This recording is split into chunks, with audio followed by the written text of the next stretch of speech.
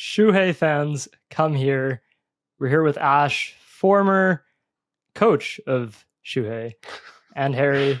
We're here to break down where could siuhy possibly go, because hey, he's been suddenly moved to the bench on MOUZ. A lot of options, a lot of speculation.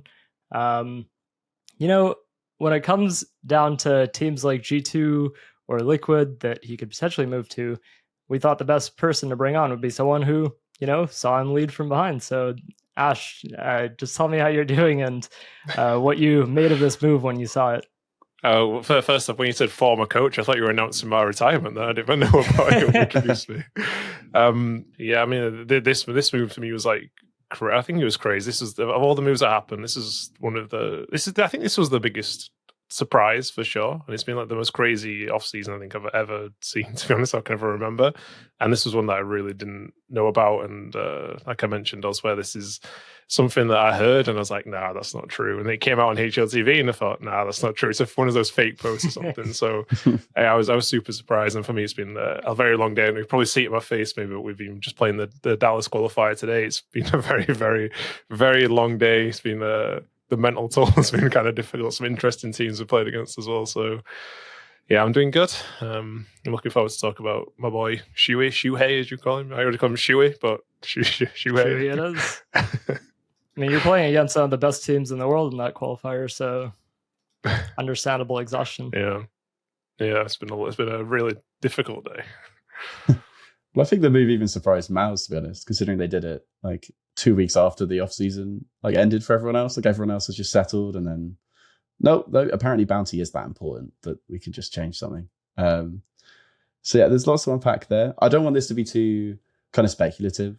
I think we can all get into the drama and wish that it was there, but I think for this episode, at least for this series, we're gonna have to take him at his word. They're still family. That's what siuhy said publicly.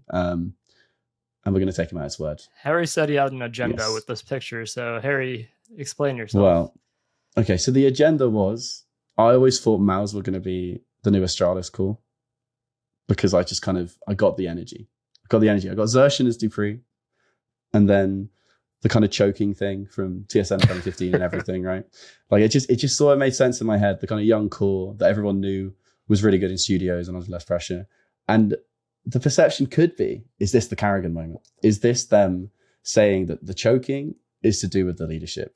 And I think none of them have said that publicly, obviously, because they never acknowledged the choking thing at all, which is quite hard to talk about from the outside, obviously. But, we always acknowledge that MOUZ dropped off in arena games, and no one really penned down why. Like a lot of people blamed Xerxin specifically for his playstyle maybe changing a little bit under a lot of pressure, but I know. I wanted to ask Ash, what was siuhy like under pressure for you? Because it is easy to blame the leader sometimes. That's what Astralis did, and it worked for them. But obviously, there's a very, very different case here. But how do you think siuhy was under pressure in GamerLegion, at least? I actually really liked him under pressure. I remember a few times that we were going through some difficult stages, and I remember him just being like, "Oh, Emma, me and you, we need to step up now. We need to win this game and stuff," because the other guys maybe were just struggling, or just in general were feeling it, or maybe Emma himself was a bit down.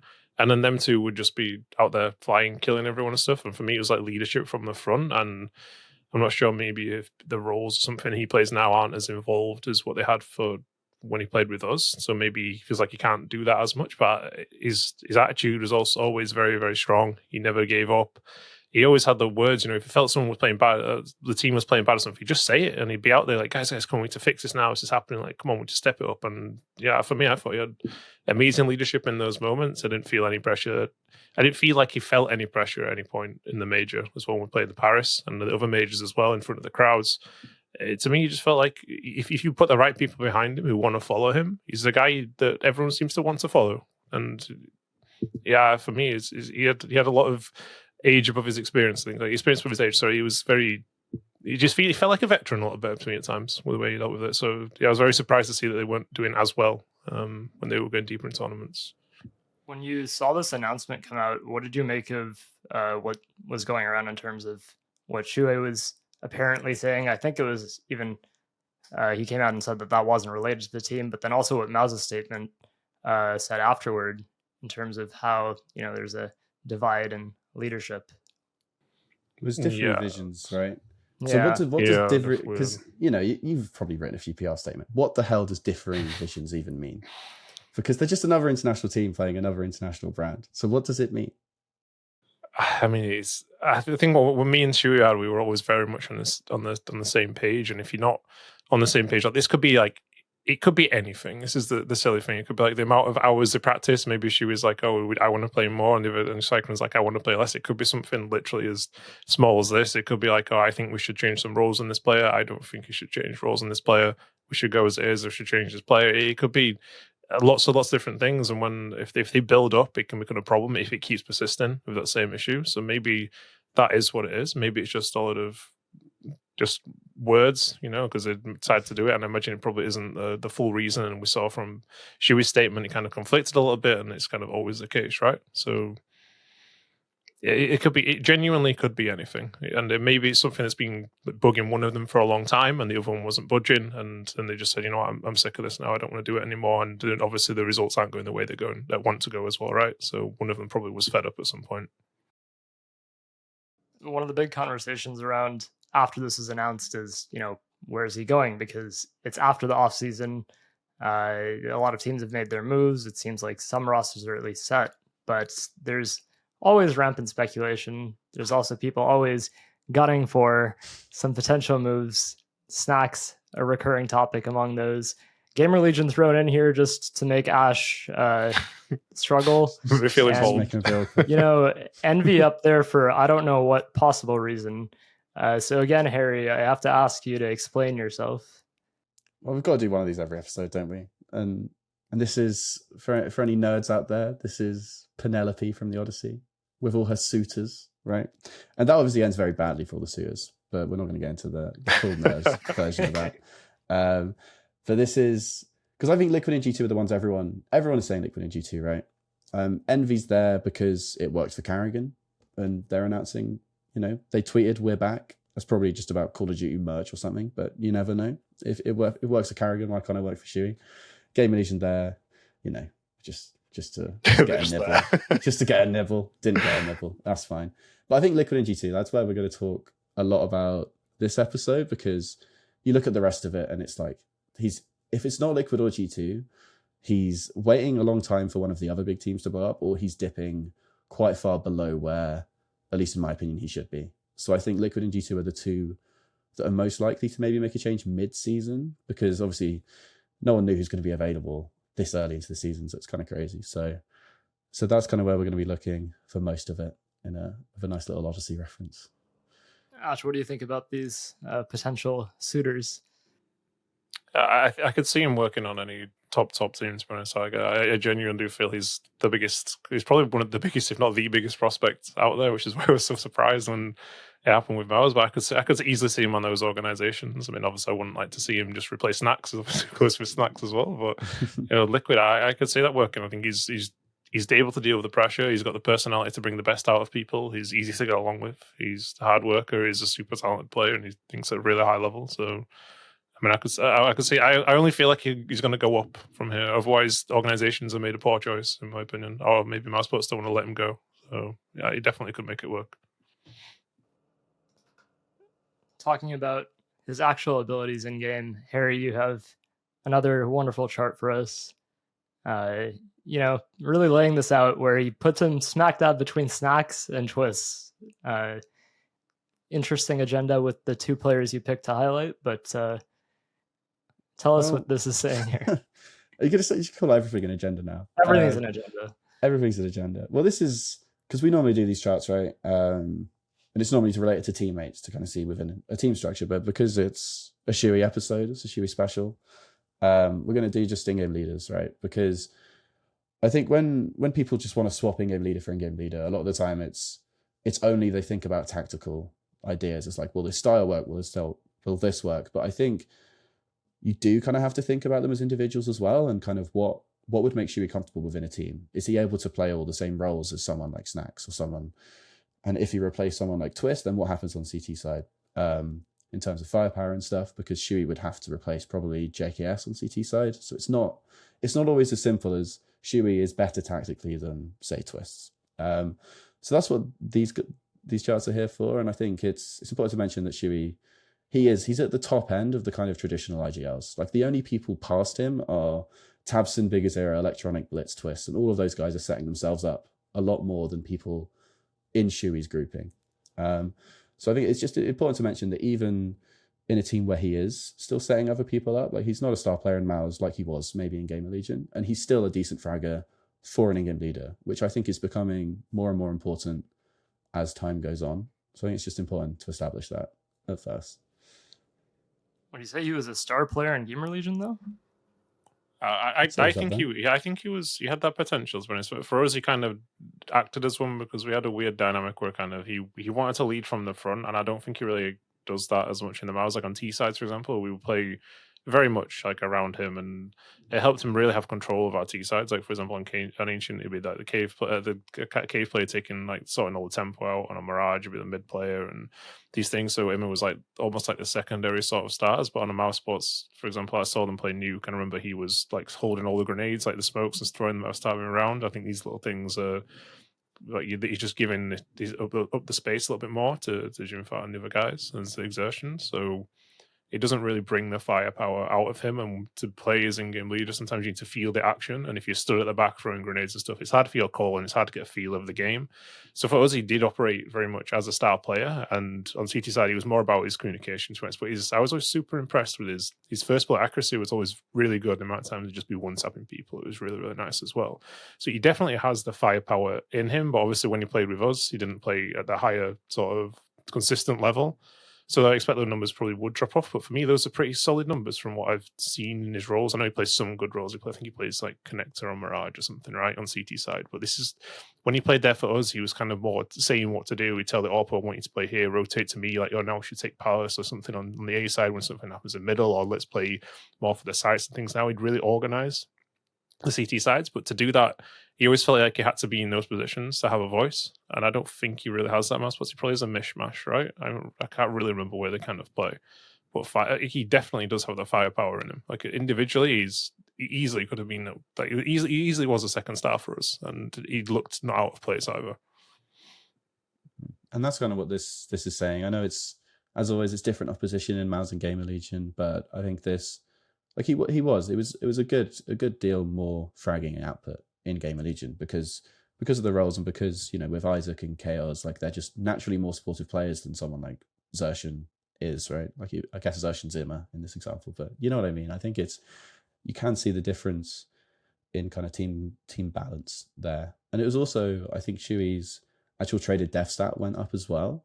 So I don't know how often this is actually a thing you actually talk about in teams, but it's something I look at quite a lot for like how often is someone actually entry fragging. But it's kind of hard to measure, but one way is how often they actually die, basically, and then get traded.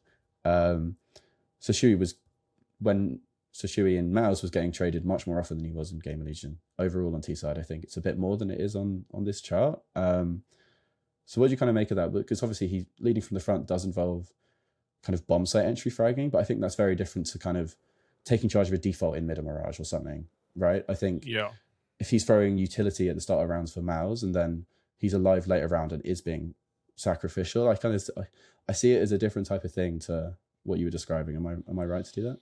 Yeah, so that's how it was for us, and he always said to me like he believed that the meta kind of at the time was Apex and Karrigan were the guys to follow, where they do what they want kind of, but when it comes to the end of the round, they will go in first and sacrifice for the team and to be traded. And this is the kind of philosophy he really wanted to be this sort of in-game leader.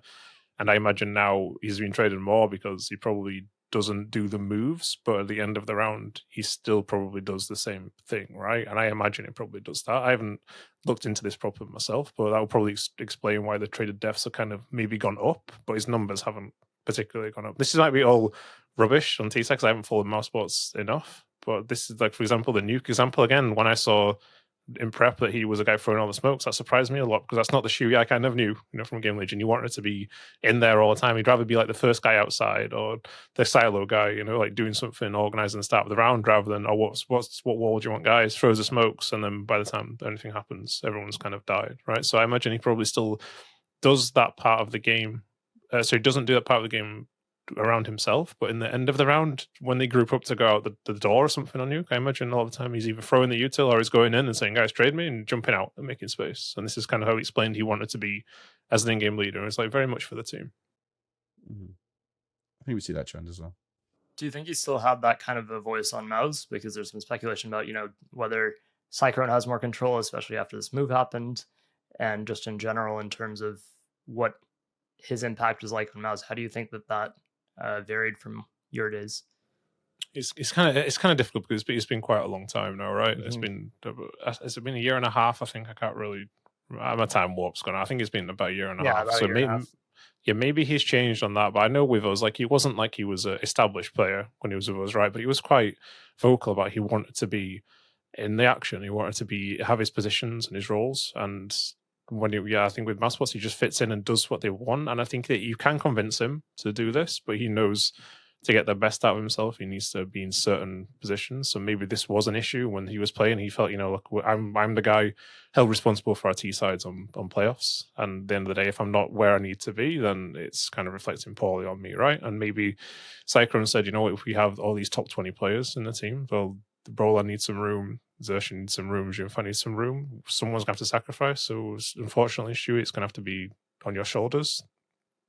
Well, again, I don't really know too much about the details, but I imagine this is probably how it happened. And at the end of the day, you try to feed 5 people, right, in the team. And I'm sure Torres wants to do his things as well. So as a coach, this is probably a very difficult team to keep everyone happy in. To me, it sounds like differing visions for the future. It could be, but who knows?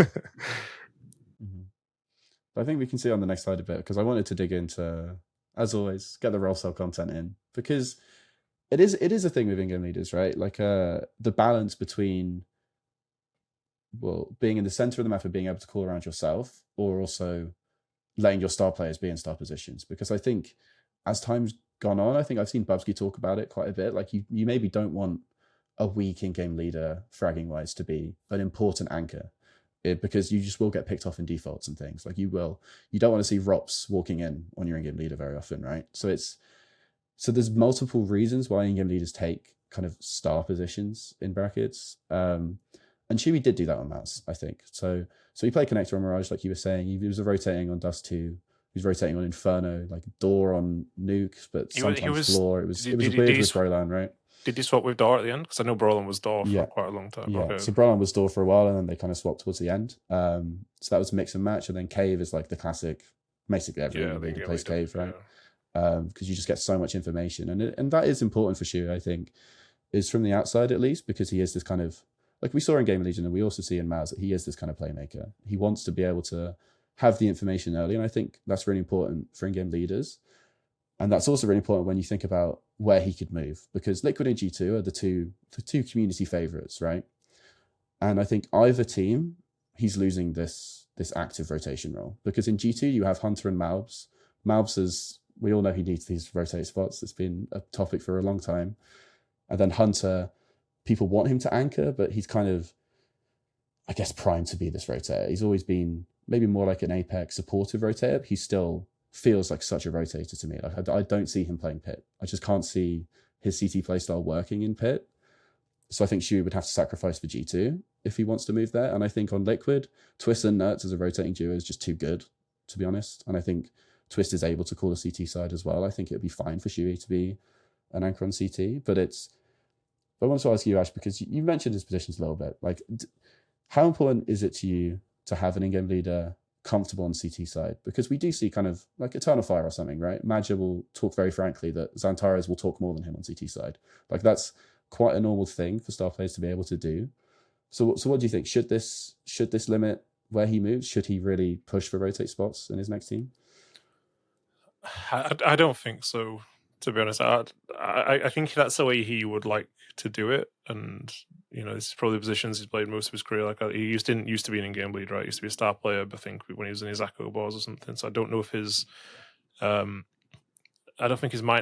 ever really changed. And I think to have, ideally, if you build a team with him, you put like a really world-class anchor in there somewhere, then you kind of fill the other positions out and you split some anchor roles. But for these teams, it doesn't really work, right? So I don't think he's really the anchor sort of guy. And I think he probably would give it a go. I think he would give it a go, but I don't think he'd be happy. And you want to get the best out of your in-game leaders, right? And the problem you can have quite a lot of the time is if your in-game leader, like on CT side Mirage, spends a whole half jumping B, doesn't see anything, saves all the time, doesn't get any kills. Then he goes into T side that they don't feel like they have as much confidence on T side, and they don't feel like they have a feeling of their game, and it's a bit stupid, right? I say it a lot of times, like, what difference does it make if your scoreboard says you're 6-0-0-6, right? Or you get a few eco frags that mean nothing in the round, but it does mean a lot to a lot of people.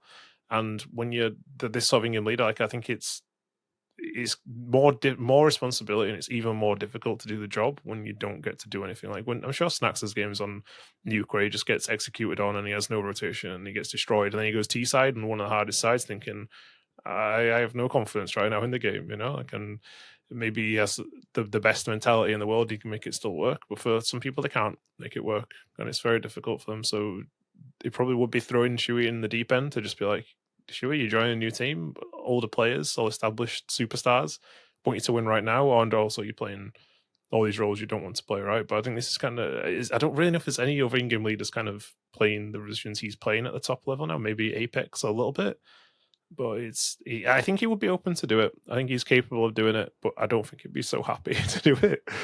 But he's done it kind of on MOUZ sports a little bit, so maybe he would.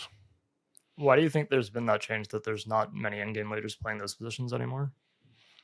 I think people realize that, like, I kind of had the same thought process that when we, like, for example, when we had Imma on Connector or Mirage and siuhy was in the team, siuhy was playing B short for us, and that's because I felt like Imma was too good in Connector, but siuhy wanted to be Connector because he wanted to connect the team. So you're kind of losing the playmaking position in a game where people are making plays all of the time and they're just swinging and killing people. And when you put someone in these positions, you just lose a lot. And I think in CSGO, it didn't mean so much. You could kind of connect the team and you get a lot out of it still, like good time pushes, team playing, good rotations and whatever. But now it's just like most rounds are over so quickly anyway that you just want someone to kill people more than the other people. And most in-game leaders will take the option to block things when they feel like there's pressure on them rather than doing what a donk would do. And a donk in Connector is obviously a different prospect to play against than a siuhy in Connector, right? But at the same time, Spirit will lose a lot of rounds when the donk just has an off game and he dies and it feels really hard to play. And they probably could play against MOUZ sports where siuhy has the whole team connected and you can't get a kill anywhere and you have to play 5v5 in the late round. It's very difficult. But I think where this CS2 is right now, people would rather have their high fraggers in high fragging positions and just put the in-game leader to a side and say, just buy his time, just give good communication, make some mid-round calls if you get a feeling, and we'll just focus on T side more. And it's kind of shifted more and more towards that in CS2, and I'm not sure if I like it so much, but I think you kind of got to deal with where the game is going a little bit, and that's kind of the way it's going. But siuhy's got the skill to do this, to be fair. I don't think he has the play style right now to do it, and at the end of the day, if you join in Liquid, I don't think you're telling Nerds to get out of Connector or something, right? Like, you leave Nerds to do his job. He's got, at the end of the day, you think he's got to prove that he's a top 5 live rifle in the world or something, right? So, yeah, that's kind of probably why it shifted a little bit in this game anyway. I don't think it was the same so much in CSGO, but maybe I'm not quite right. Because I think because there is a natural balance to it as well, just still on the positions, but because there's a lot of, there's not always two really hard anchor spots on every map, right? Like siuhy would be fine as a, like Snax is usually one. I think every map is just normally one. To be honest. Yeah. So I think someone like Liquid, you stick NAF in the hard anchor spot, and on G2 obviously you stick Heavy God in the hard anchor spot. And I think it's kind of weird that they've kept Snax in some of those hard anchor spots. When I think like B on Dust 2, every time I watch G2 CT side on Dust 2, like even if Heavy God's frying on long, it just feels wrong that you're able to isolate Snax so easily in terms of, you know, we've got so many specialist anchors these days. But I think siuhy on something, because we see JKS is playing Cave on Ancient, right? Yeah. Like there are positions where you can stick kind of the natural in-game leader, and you have star players like somewhere like Anubis, right? Like is the B anchor the rotator? Kind of. Sometimes he is. Like it's just a weird. So there's lots of situations where siuhy would be fine, and obviously he didn't play Anubis in MOUZ. So I think I could see him being a big side anchor and being able to do it with the individual ability, and it's just whether it would be frustrating for him to be on the edge of the map if the calls in the middle of the map are bad, basically. Because I think that must be a weird thing for in-game leaders where they don't have perfect information, but you can tell if a half is going against you. And you can tell that if you were there seeing the same tells or something, because you're the one who's watched the demos normally. Like you'll have watched more tape, more 2D replays or whatever. So I think it's just a psychological thing on CT side. And then the question is it worth it on T side to have the upgrade in tactical knowledge that siuhy will provide. And I think for these teams, then, I think you can get over some CT roles pretty easily for that upside.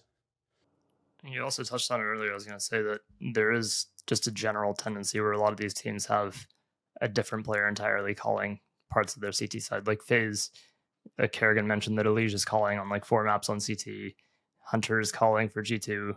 So when you have this kind of dynamic shift as well, it's not like the worst thing if siuhy doesn't have those active spots on all of the maps on CT. Mm-hmm. What's CCR like, by the way? Sure. I think just because you mix it up, right? The anchor spots. I think he's more anchored now than he has been at any point, but he's really good at it. He's really good at the buying time and being annoying and stuff. But he has frustrations with it for sure, because I think when you put your star players in star positions, a lot of the time they think about themselves, right? And they think about how can I adapt to something that's going wrong in my position, and it doesn't always fix things for the team. And I think for him that can be quite frustrating sometimes, because he feels like something's happened and he doesn't know what's going on. Like I watch his streams sometimes because we don't get a coach slot anymore in these online games, and it'll be him streaming, and I just watched the entire half of him jumping B-apps, and I'm like, I have no idea how we died this round, what happened, if we could have reacted or anything. And this is his point of view in a lot of the maps, right? So in that point of view, it's very difficult, because again, like you have responsibility, and people still say, like in-game leaders, like I see when G2 play all the time as well, by the way, they blame Snax quite a lot on CT sides, which doesn't really make sense unless it's a position where he has a lot of impact. Like if he's playing B cave on Ancient and they're getting destroyed on Ancient, then I think absolutely he's involved in that. But if he's playing A or something, it's kind of a bit different, unless they're going out A and he has no answer to it or something like this. So it's the responsibility of that. I always think it's more coach orientated, because a coach has to connect everything. He has to make all the individual plays make sense and put some rules in there and make it all happen. So I think it's easy to blame the coach on the CT side and T side. Like I said, do you want your in-game leader going into second half 0-12 playing the second half? You probably don't, right? You want to set him up a little bit. Yeah. That helps then. So coach of the year, we've always struggled for objective measures. We'll just sort by CT ranks win percentage then. That's just nah, not quite. I'm actually going to do a video about pauses, I think, at some point, because I think there's a bit of a, like, people try to quantify how good a pause is or something, right? I think people just forget little things, like when you pause, I mean, the other coach gets to speak as well, right? And usually when you pause, things usually, because you're pausing, are going wrong as well, right? But also, people like to pause when things are going wrong. They win around, and the other team pause, and it's a lot easier to win a pause when you're 6-1 up after taking a set of pauses off, So I'm gonna do a top bet on myself, because people try to just say, "Oh, this happened after a pause here. This guy wins. He's really good, right?" And I remember people were saying that Blade is like the master of this, and the stats came out, and they didn't actually reflect that at all. But I think that also in itself doesn't tell the story that the attack pauses work that way. You can just be like, this means this and something, right? So. I think it's interesting anyway, but how you value a coach, I have no idea. Yeah, I mean, there's a reason I've never spent hours tracking those. Like there's just no way that it leads to meaningful stuff. Yeah. Like maybe it's more interesting when you take a pause. Like certain teams, like I remember there was that thing about Taz at first taking them when G2 were winning, and he was getting criticized for that, and doesn't do it that much anymore. But it's like, again, I feel like it shows you a style of a coach, not the quality of a coach. Like the quality of a coach is just. It's horrible, but it is down to interviews. It's just down to your eye test of their system and how much in interviews they get glazed, basically. I think it's entirely impossible to quantify from the outside. Yeah, because we've robbed you coach of the year because we had no objective way to put you in. It made me upset, but it was because it's literally just because you're more out there as a personality than a lot of coaches. Like how often have we spoken to Mara? Like never. And our interviews, they give us one sentence answers, right? So it is just so difficult to quantify. And I think it's the same true of in-game leaders as well, to an extent. It's kind of the personalities shine through so much more than when, ESL release a video and you see kind of how Apex and Alexi are calling and the small differences in that, right? Like I think the community know that we all know nothing. We all know that we know nothing. But I think every time a video like that comes out, we realize just how little we actually know about anything. But I think the other thing is that when those videos do come out, people take what's said in 1 5-second segment and think that that's the only thing that's ever said by the coach, like Taz, for example, with all the listen-ins for a while.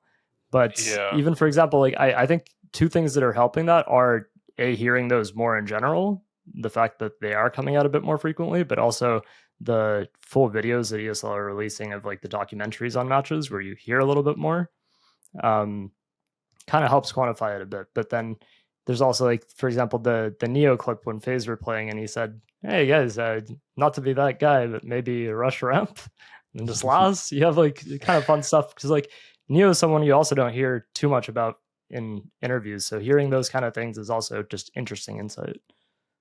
Yeah, I think for me, like how I kind of quantify myself as a coach nowadays is looking at how many low periods you go through, how long you stay there, how long a map pool is in a mess, and fixing it. Because I think if you have like I've seen lots of coaches down the years where they just can't fix a problem, like the map, no matter what, they just can't, they're just losing it all the time. I've seen lots of coaches, even at the Shanghai Major, where we're winning the game like 11-1, 11-2 or something, and I say, oh, they've taken the first tap pause of the game. And I think that's another way to point out, maybe a coach isn't doing quite his full job, right? But then there's also a weird conception of coach as well, because I've seen lots of clips of Hallie doing speeches for Spirit, and every time I'm like, this guy puts a lot of thought into his things, and he's really focused on the mental side. But then when Taz says anything about the mental side, everyone just, they want him kind of to be bad, and they'll just pick up on anything. And for me right now, it feels the same thing. No matter what I do, what results we get, or anything, they're like, oh, it's not Ash's fault, it's not Ash's problem or anything like this. It's someone else's fault or something. That's the narrative around me now, that I can do no wrong, which is, it's just kind of how it is, right? And I think Xtaz probably sat there right now thinking, I've just won the last tournament at Katowice, the one of the biggest one everyone wants to win, and he's getting more people out there probably want him replaced right now than in charge of the team, so I'm probably sure he's not very happy about that. Maybe he should start a YouTube channel and he'll get more favoritism there. So yeah, I think these clips it's really good for what the scene needs. I think I've seen it myself, putting videos out and seeing the reception. Like, people just want to know what you're like, and doing interviews and stuff helps. It helps give other people an insight into your mind and see, like, is this guy really smart? Is he just collecting a paycheck? And if they see you have actual visions, and you see you have things to solve, and they see the results and go, oh, actually, this is pretty good. Is the lineup, should it be as good as it is? Oh, well, it's actually working really well. So this is doing good credit here. And this has been a problem, and now it's fixed. And you should look at it like this. Do problems persist? Then maybe your coach isn't doing the best job in the world. Are results very inconsistent? And maybe again, but also there's other factors as well, right? But the interviews, like, more interviews are helping people. And I think that the community perception kind of, it's really hard to change it. I mean, it's the same in everything else. I've seen it in football and also, it's like the amount of time that everyone said Trent Alexander-Arnold for Liverpool can't defend, and it doesn't matter anymore. Like, it genuinely doesn't. He could be the best defender of all time and for the rest of his career, and it doesn't matter, and that will stick for him forever, right? And it's the same with Xtaz, unfortunately. Like, it doesn't matter that he's brought Rops in and they've instantly won an event. Every single team out there doesn't want to play Vitality. You ask them, they don't want to play Vitality all the time. It doesn't really matter. Yeah, and you can also point out playoffs not doing as well as they could do, but it depends on which side you're going with, right? Mm-hmm. I think this is an interesting way to segue onto, because it's not just for Siuhy that we've got you on, of course, because you were coach of Snax as well, right, for ages, and we all know what the community perception is. Like, it just is it's so hard to tell from the outside, but people have just decided, right? They've just decided that if they were good, it was because of Nico and Manassi and MOUZ, and if they're bad, it's because of Snax and Taz. So how would you kind of, because that's part of the kind of sentiment that's pushing this Siuhy to G2 thing. It's like, how do you actually see them as a game leaders? Do you think Snax's reputation is unfair? Like, what's, I mean, of course, you're probably going to say that anyway, but what do you think about all this? I think it is unfair. To be fair, actually, with the players that G2 have, I think his style of in-game leading actually works really nice. Like, for example, I watched the other day a round against Eternal Fire, Dust 2 T-side is just a nightmare to win a lot of the time, right? And Heavy God went out long, they threw flashes out for him, he won the duel, one bullet the guy, and they just went in B, and everyone's rotation right now when you lose a long player is you shift all across the map, you move a third person A, the other guy takes middle, and they just went in B, and I thought this sort of in-game leading from Snax, he tried to do this with us and it just didn't work because we just couldn't win those duels. But when Heavy Good goes out, he wins them all the time. When MOUZ goes out, he wins them all the time. It's really frustrating to watch sometimes as a coach. Saying, oh, he's like, you win a two-side round, you go straight in. But for them, it works. And call him style-wise, if this is how to get the best out of MOUZ, which maybe it is, and Heavy God, which also maybe is, then he might even be like the perfect in-game leader for them. And maybe his individual level isn't quite showing up as much as it should do. And I think he was a better player for us. I don't know if it's just confidence roles or something, or or whatever, but he fits kind of what they do. And if it's siuhy wants control of rounds. Snax wants chaos in rounds, because when there's chaos in there, he just has all the experience of everybody he'll play against, and he knows when to be annoying and when to say, guys, go out now and put the pressure, and he thinks it really fast, and he's fine to win gimmick rounds. And gimmick rounds unfortunately tilt the other team, because it's really hard to adapt to them if you play the whole half. Like, we've done this game plan many times against good teams, and you can win off the back of just frustrating your opponents and making them guess about things. And I think Snax does that really, really well. Maybe this doesn't suit Hunter as much. Maybe a siuhy in there, putting set defaults in, having set endings, giving people lots of direction of how they want to play and take the parts of the map. Maybe that would help him, but maybe then for MOUZ, it doesn't suit him so much as well. So for I think Snax is kind of a little bit of a unique one, just because the players they have are just so freestyle, and you don't watch G2 to learn things when you're watching demos. Really, you see some nice ideas, but you can see that they're not. A lot of the time, you can see they're just made up, kind of on the spot, and the players are just. It gets them speaking as well. You know, if you go, do just 3B on ancient CT side, and like rather than just looking at the paper and going, let's do Astralis or Ents or something, you know, we're going to set up these guys as speaking all the time. It's like, oh, you pick off me, I'm doing this, you do this. If they do this, I'm going to do this. And I bet that probably gets them more in the game as well, you know, when you're speaking all the time and your brain's going. So maybe this helps for Snax. Maybe it's not quite that way. I think it's more that way when I look at them. They look completely different. And Snax is the guy as well that he just has the most like gimmick brain going on, that he can just think, oh, game plan, what did we do last game? Okay, next game we're just going to do this. And you probably saw it on like some of the games where he just brute forces a site 7 different ways and a half, right? It's because he hasn't done it for 4 games or something, you know, and the prep just goes out the window. And Snax is like the worst person to prep against, and top of a team that's unpredictable, and there's a lot of talent. So maybe this is a great thing for them. Maybe it's also holding them back. I don't know, but I imagine it's to play against G2, it's the best players and also unpredictable play style, and a guy who calls really well in it, it's probably horrible to play against them. I don't think we've played against them quite a long time. It kind of checks out with the kind of personality he had as well in his heyday, when he would thrive and pushing smokes. And, you know, he was kind of known for that, especially there's so many clips between Mirage and Cash where he's, you know, just throwing in chaotic plays. So it tracks with how he's always played. I do like that you redeemed yourself a little bit, because Harry asked you about Snax's tactical depth, and you basically said, well, he is known for his tactic of Heavy God go kill and his other tactic of MOUZ go kill. But you did turn it around towards the end there.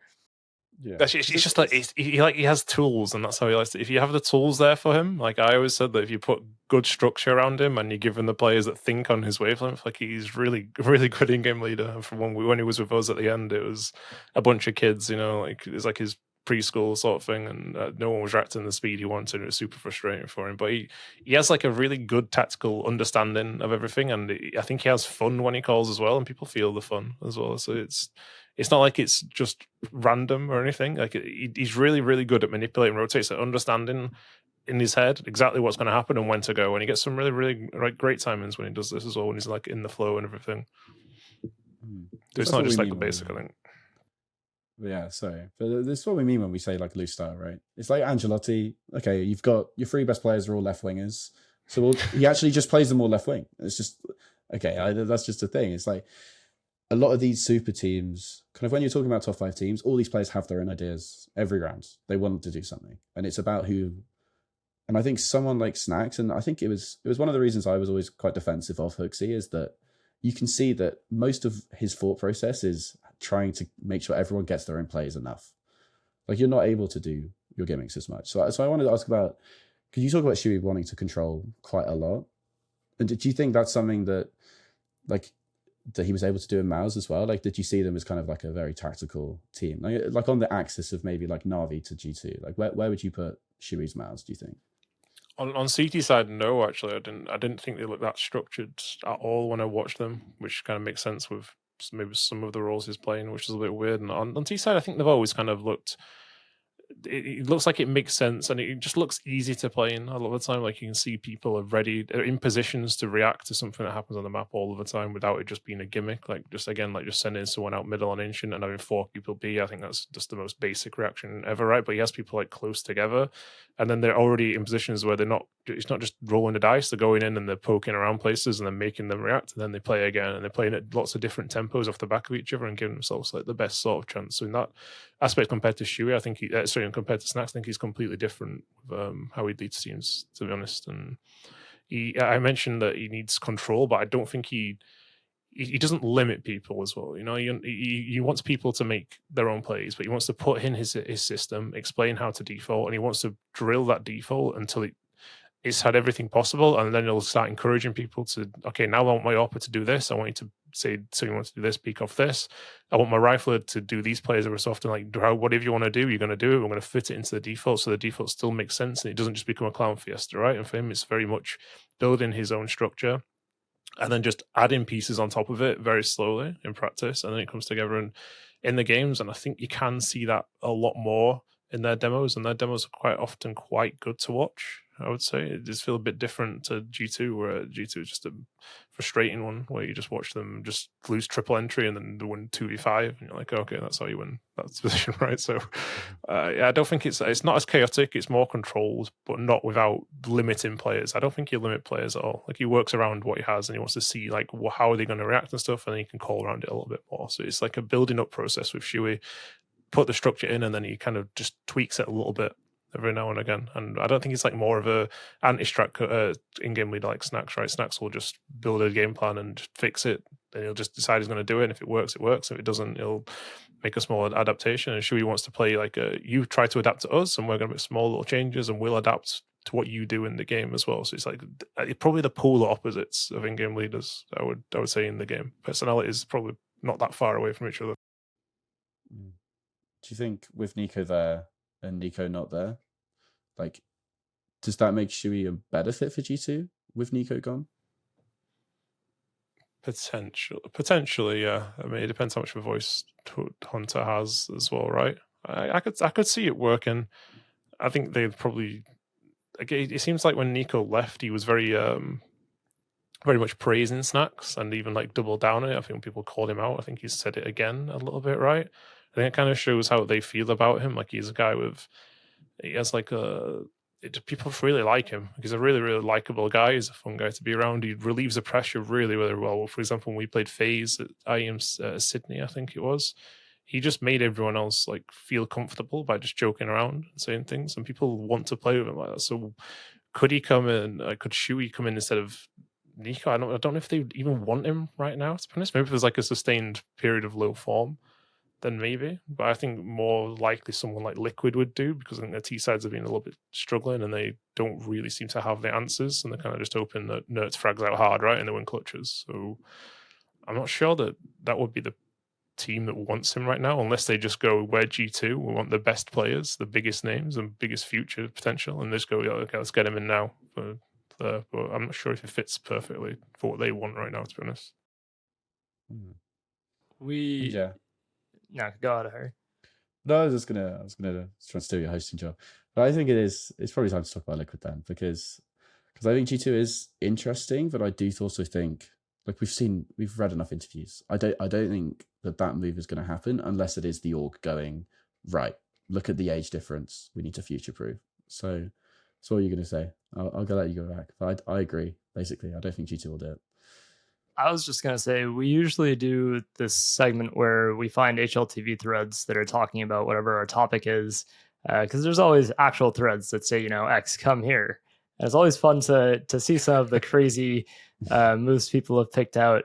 This one was a little hard because most of the threads I found suggested replacing Apex with siuhy. And after Katowice, I don't think that's a particularly fun topic to dive into, or it's going to be particularly interesting. But I did want to pick your brain, since we're on the topic, about Zeus's recent comments about replacing Ultimate with siuhy, and how you think that would unfold in the current meta with no top AWPer or anything. Does he have Twistzz AWPing in this, or is siuhy AWPing? I think he has it. I think the idea he had was like to make it like the old Liquid, like the 2018, 2019 Liquid, where it's being passed around for a couple of different apps. Potential. I would guess that it would probably be like Twistzz and Naf who would split it most of the time. Right. So the Cloud9 template, great. God, I think in Off you CS2, that sounds like a disaster, to be honest. In CS2, I think that's one of the only things stopping you getting swung every single round right now is that maybe an AWP is holding somewhere. If teams know you don't have an AWP and you don't have a comfortable AWPer, I think you're just opening yourself up to getting destroyed on CT sides, and their CT sides are their strength. Whenever we play them in practice, it seems to be the pattern that their CT side is unbreakable and their T side is really predictable, and it doesn't feel that like a high level, but the CT side feels like unstoppable. And Ultimate, when he's flowing in that, we've had so many games against him where he just feels like you can't do anything against him. So maybe he's kind of lost a bit of balance. Like he seems stupidly aggressive when we played against him in practice. Sometimes it feels like he's not even sure if he's trying or not, and then you watch officials and it's like, oh, he's playing exactly the same. It's kind of crazy. Respect to him, you know, like he's completely fearless. But I think not having an AWPer now is potentially suicide. And I think the same with the in-game lead. Like I didn't agree with it at all, to be honest. Like I understand why you're doing it with the way CS2 is, and he's put as much skill in there right now, but it's not just brainless sort of just swinging everything. Like it's not fully like that. You have to have something in there that just stops the team adapting a little bit. And I just don't think that you're ever going to get away with an in-game leader not in the team right now to be a top team. And if Apex and Carrigan are there at my age doing it still, it kind of proves that probably you want to have an in-game leader in your team, right? So I think having no AWPer in the team that's just like you basically, oh, now we'll get an in-game leader in the team finally. Oh, let's just take our AWPer out. It doesn't work. Like it's just asking for problems. You want to be able to put your finger on a problem rather than going, no, I've got 3 Yankers in here and nobody's aggressive. Also, let's just put another problem in. So now, no matter what happens, we have a problem that's not going to work out. Like it's just guaranteed to fail. I think if you do that, to be honest. It's literally a Cloud9 thing. Everyone said, oh, this team would be so good if they had Boomich. And then they get Boomich and lose Shiro at the same time. And it's like, well, and it's crap again. Like you just, because you could see, like, I think, because what you were just saying, like, you could literally see it in Cloud9 games. People would just wide swing everything against them. Like, I remember there's like Ancient Mid, I think, was one of them. There was like, Boomich was holding an angle, and then they knew he was there. And the way that people just disrespectfully would swing Boomich when he was AWPing in that Cloud9 team, like, you just, it's not that game anymore. You're also forcing Perfecto onto an AWP on one of the best anchors. They were all doing it though, right? They were taking in turns. It was crazy. Yeah, just map for map. Because I think Liquid is the interesting one because, I think my views are definitely on record about Liquid. We did an episode on them, and I never thought siuhy would be available, but how can they not jump on this? I genuinely do not see a reason why not. Like maybe CT roles, sure. But if CT roles are really the reason that would stop you, when I think with Twistzz, Nohte and Nav, like I think it'll be fine if siuhy's a bit uncomfortable on the odd bomb site. Like when T side is, because this team has so much firepower, and you just fix the tactical stuff on T side because they're so. I mean, I've not watched a million demos, but they feel quite like set stratty almost. Like they default, and if Nohte doesn't do something crazy, it feels like Twistzz is looking at his notebook and he's going, "Oh, which exec now?" And I just don't see it as feasible long term, especially if there's like these like zews talking about rumors about vitality and stuff, and Twistzz not even wanting to be there long haul. Like what are they even doing, honestly, to not look at siuhy straight away? Yeah, I think if I was, I mean, I couldn't recommend him more, to be honest. I think he does seem like he fixes all the problems, like even for the T side things, right? Everyone was saying that they lack an entry, then they pick Nertsup, who he has entry stats, but he's not an entry player like at all. He just does his own thing, lots of pressure, and he plays off people. And siuhy would kind of balance the team out a lot in that way on T side, and he gives them a lot of structure and a lot of great, really, really top quality mid round calling, which is like his biggest strength. And if you have a team that's really struggling on T side and amazing on CT side, like I would almost consider moving anyone out for siuhy to get him in this team, and it'd probably be great for that team as well. Like I genuinely think that he would be amazing there, but it'd be difficult when do you have to remove an anchor to get him in and put him as anchor? Do you force Twistzz to be a little bit of an anchor like he was on FaZe and say, okay, you're gonna have to play here a little bit just to get the best out of him? I don't know, but I would be doing everything I could to make this happen, to be honest. And maybe the biggest stumbling block would be that someone like MOUZ would be like, oh no, he's actually going to fix all of Liquid's problems. We don't want to play against him in the future, so let's not sell him. Maybe that's like the levels it's at. But I think he could be perfect, but it probably might take like maybe another roster change down the line, something to get it all perfectly clicking, but this feels like it's the obvious choice to fix all of the problems, and I don't think anyone wants to see Twistzz as in-game leader for his own level, right? Twistzz is just, he genuinely just feel like one of the best players in the world when you play against him in practice, and then seeing him in officials not have the same impact because he's focusing more on the team and stuff. I don't think it benefits him, and no one wants to see it. Like, he's genuinely one of the best players in the world. Let's unleash him and focus on himself more. Let someone else deal with it, and if it's siuhy, then I think that could be great to watch. Be a really interesting team. And he's also Polish, and he helps Alpers a lot as well. I think he'd help a lot of balance for Ultimate's game as well. I think he's always had a very big impact with Alpers. I think he did great with Akoi, did amazing with Twistzz, and he kind of brought a player out there that didn't really look like he existed, and it just elevated his game hugely. And I don't think it's coincidence either. And yeah, I think he could fix a lot of things in this team. Mm-hmm. So I think if we go back one more slide, just to the last one, because I think this is important with Twistzz, is that the amount, like he says in interviews that, oh, I like being aggressive, I like being the first into a bomb site, like I'm designing the executes, I want to do it properly. Fine. But then everyone else can look at it and say, your first bullet aim makes you probably one of the best trade fraggers in CS. Yeah. So why are you running into a bomb site first? And the reason is because there's no one else in the team to do it, right? And it was also concerning the way he was like, oh, everyone's talking about Nohte not being an entry, but look at his entry stats in Heroic. It's like, okay, just because he's an aggressive lurker making really good solo plays from lurk positions doesn't make him an entry fragger. And even in Liquid, okay, Nohte has been amazing because he's a clear top 20 player, like top 10 rifler, maybe even top 5 rifler, right? So of course he's really good at his job.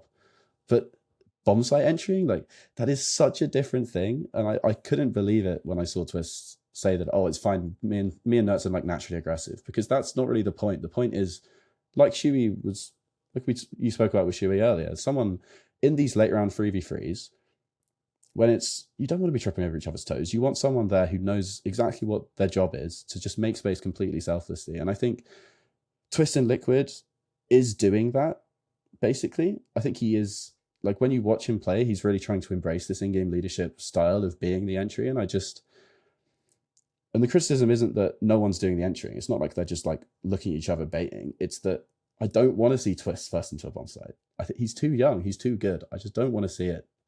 And I think you're right. I think I just want to see siuhy in Liquid. I just really, really do want to see siuhy in Liquid. I think the only team I'd rather see siuhy in than Liquid is MOUZ, but with Spinks for Broland. That's probably the only other one, because I think that would have been really fun to see, and I'm really sad we didn't get to see that. So it makes too much sense to happen. It's one of those.